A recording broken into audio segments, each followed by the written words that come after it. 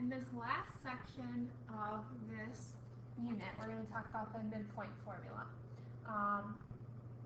and calculating the midpoint. And essentially what you're doing when you're trying to find the midpoint of a line or a segment, you're finding the point that's directly in the middle, right in the middle of that line. And the formula for that is in the box at the top of your paper. Essentially what you're doing, you're going to have 2 points, and you add x1 and x2 together, divided by 2, and then you add y1 and y2 together and divide it by 2. But essentially all you're doing is you're just finding the average. You're just finding the average of the x values and the average of the y values. So don't necessarily focus on the formula, just kind of focus on the process. So essentially all you're doing, add the x values and divide by 2, then you add the y values and divide by 2. And that's it. Most of the stuff you can just plug in your calculator, because you're not going to be given this formula. So if you focus more on the process, then the formula might have an easier time with it. And again, when we do things like this and whenever we're dividing, you always want to look to simplify fractions. So we take a look at some examples. Take a look at this example 1. We're going to find the midpoint using these given coordinates. So if we look at A, we're using that kind of process we talked about.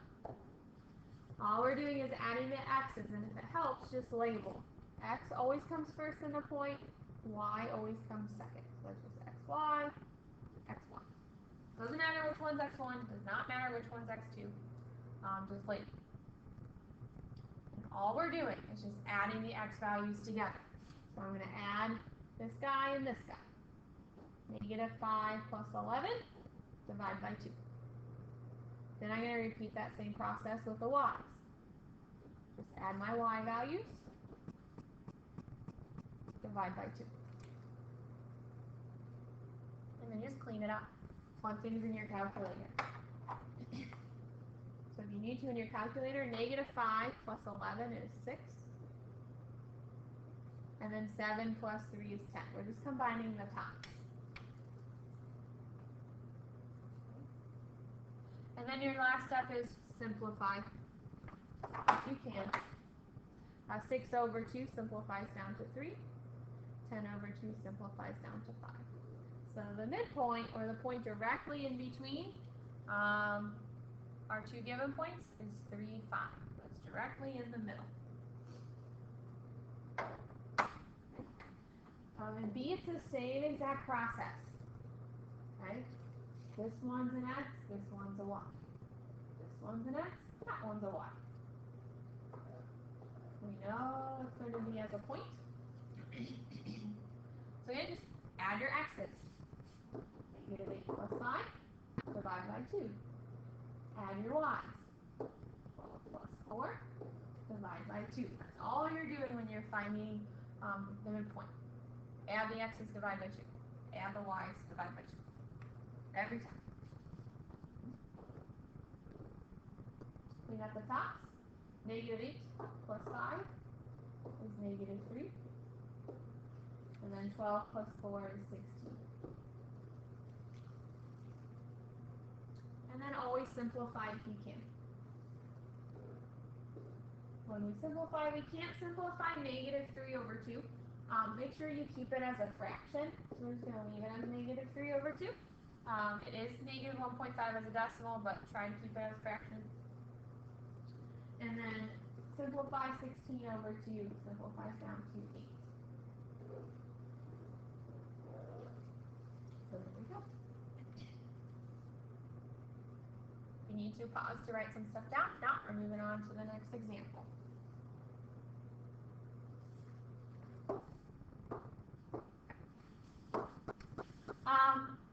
We take a look at C.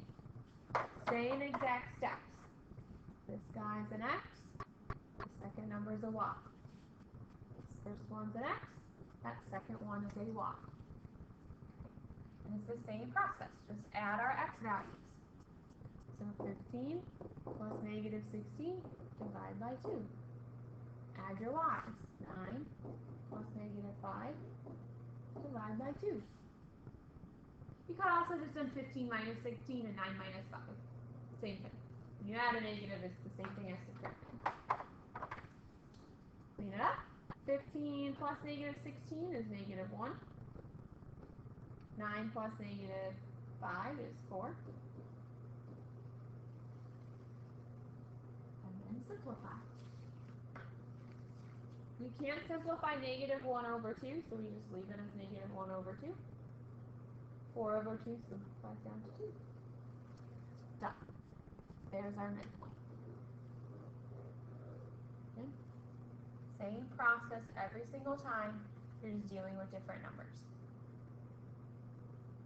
Okay, go ahead and pause if you need to. We're moving on to the next example. Okay. Same process. Label if you need to. First number is an X, second number is a Y. First number is an X, second number is a Y. Add the X's. Negative 3 plus 5. Divide them by 2. Add the Y's. Divide them by 2. Count it out. Negative 3 plus 5 is 2. 7 plus 2 is 9. And then simplify. 2 over 2 simplifies down to 1. 9 over 2 does no longer simplify. Again, if you're not sure if it simplifies, just plug in your calculator. Your calculator will let you know if you can simplify or not.